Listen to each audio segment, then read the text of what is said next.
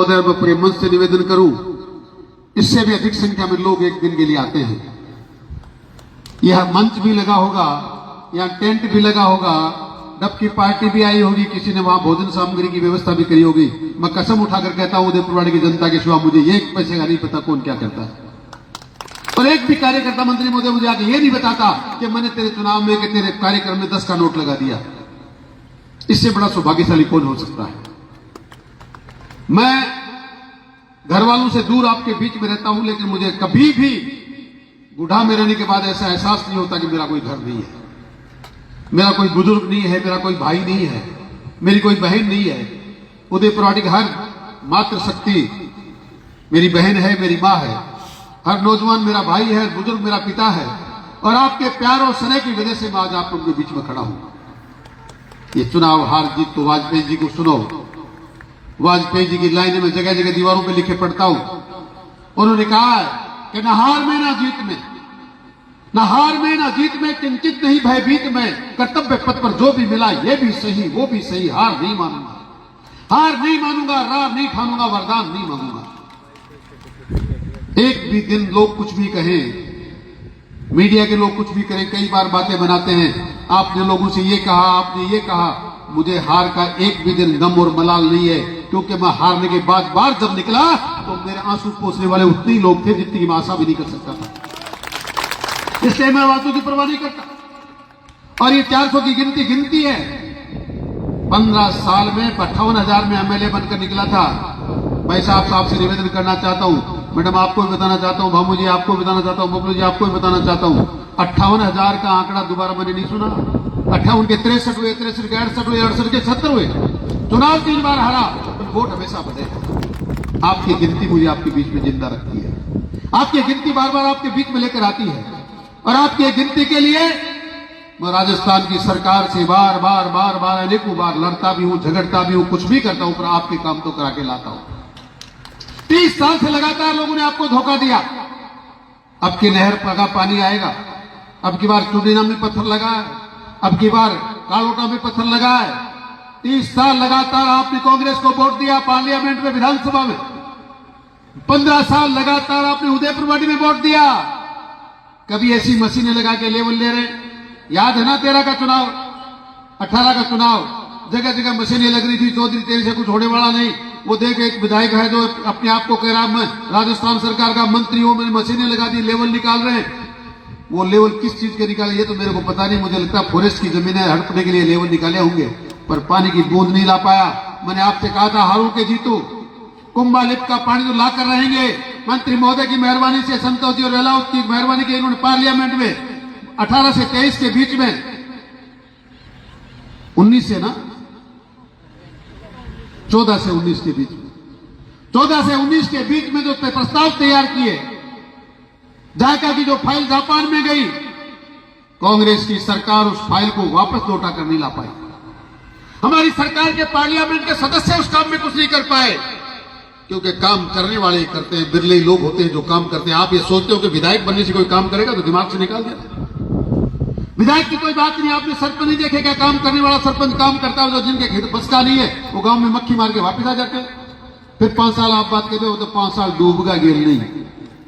हमने जो 13 से 18 और 14 से 19 के बीच में तैयारी की, उसी का परिणाम है कि पिछले 5 साल में राजस्थान सरकार में आपका मंत्री होते हुए एक बूंद पानी की ला नहीं पाया। 1093 करोड़ रुपए खर्च करके सड़कों पे लगातार लाइन पाइपलाइन बिछड़ी, आने वाले 1 साल के अंदर आपके घर घर में पानी का नल के माध्यम से जल पहुंचेगा। मैं आपसे वादा करना चाहता हूं, आपसे मात्र एक विश्वास चाहता हूं। जिस प्रकार का जोशो खरोश आज देखने को मिल रहा है, 2.5 साल बीत चुकी है, कोई लंबो टाइम को नहीं बचे है, 2.5 की और बची, 6 महीना पहले सरकार हलवा लग गया है, के उसी 2 साल काट दी। 2 साल जब निकले पंचायत समिति 2 हैं, 2 ने मैं प्रधान बनाए। सौभाग्यशाली है कि जिला परिषद की 7 सीटें हमको मिली उदयपुरवाड़ी में। पिछली बार आपने बहुत बड़ा तोहफा दिया, भले मैं विधायक नहीं था, लेकिन आपने 5 जिला परिषद की सीट मेरी झोली में डाली।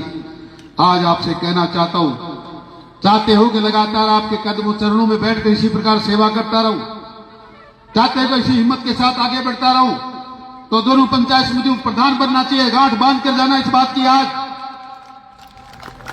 और सातों की सातों जिला परिषद सदस्य की सीटें जीतनी चाहिए। वहां जिले में हमारा वर्चस्व होगा, जिला प्रमुख के कोटे में से पैसा लेकर आएंगे, पंचायत समितियों का पैसा हमारा होगा, सरकार हमारे साथ बैठी है।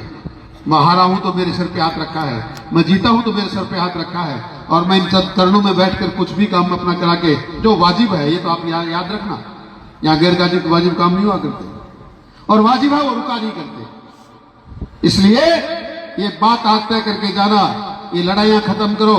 आपने, मैं एक बात और निवेदन करूं भाई साहब, ये सब गवाह के सामने कह रहा हूं, मेरे विधायक बनने के बाद या मेरे यहाँ क्षेत्र में रहने के बाद पहली विधानसभा है जिसके मुकदमों की संख्या 100 से सीधी 40% हो जाती है। कांग्रेस की सरकार में अगर 100 मुकदमे दर्ज होते हैं तो मेरे समय में 40 ही दर्ज हो पाते हैं, क्योंकि मैं तब तक थाने में जाने के लिए मेरे कार्यकर्ताओं का अलाउ नहीं करता जब तक मैं खुद हार नहीं जाऊं कि अब इसका कोई रास्ता बचा ही नहीं। 302 के मुकदमे हम बैठ के सलटाते हैं, 307 के मुकदमे हम घर में बैठ कर सलटाते हैं, जमीनों के विवाद 50-50 साल के हम लोग गांव में घर में बैठकर खाट पर बैठकर फैसला करते हैं। यही कारण है कि लोग आज इस प्रकार हमें आशीर्वाद देने आते हैं। मैं आपसे निवेदन करूंगा, इस लड़ाइयां बंद करो। किसान का काम, किसान और कमेरी कौम का काम अपनी खेती करना और अपने बच्चों को शिक्षित करना है।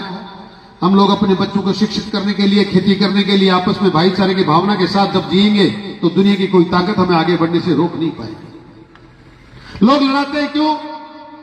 क्योंकि उन्हें पता है इस किसान कमेरी कौम को जब तक लड़ाएंगे नहीं तब तक आधे वोट इनके मिलेंगे नहीं। और मुझे इस बात का पता है, मैं जब तक भाईचारे की भावना के साथ एक साथ नहीं बैठाऊंगा तब तक मेरा भला होने वाला नहीं। खत्म करो ये लड़ाई झगड़े, खत्म करो ये वाद विवाद। सरपंच आपकी मर्जी हो, जिसको बनाओ, जो जिताओगे वो मेरा। न 15 साल में कभी किसी गांव में जाकर प्रचार सरपंच के लिए किया है, ना आगे करूंगा। पंचायत समिति और जिला परिषद चूंकि सिंबल मिलता है पार्टी का, और उस फूल को खिलाना हमारा धर्म है, हमारा कर्म है, इसके लिए उसके काम करना पड़ता है। बाकी आज तय करके जाना, चुनाव चाहे महीने में आए चाहे 2 महीने में आए, आज ये इतनी बड़ी मीटिंग दोबारा हो नहीं पाएगी।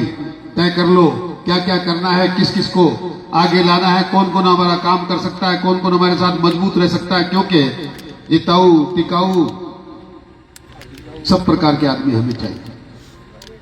भगवान की मेहरबानी से अब की बार अच्छी फसल हुई है। जब जब किसान के खेत में अच्छी फसल होती है, हम कोई ना कोई नुकसान परिवार का करते हैं, पर आपसे करबद्ध प्रार्थना करता हूं, अच्छी फसल है, इसको बेटी की शादी में काम में लेना। फसल अच्छी हो रही है, 2 रुपया अच्छा मिलेगा, इस बात के लिए बच्चों की पढ़ाई में काम में लेना। कोई गलत रास्ते चल के हमें ना परिवार का नुकसान करना है, ना अपना नुकसान करना है। और आपका नुकसान होता है तो मैं वो दुर्भाग्यशाली आदमी हूं कि मेरा नुकसान सबसे पहले होता है, क्योंकि मेरा अस्तित्व ही आपके बिना है नहीं। मेरा अस्तित्व तब है जब आप हैं।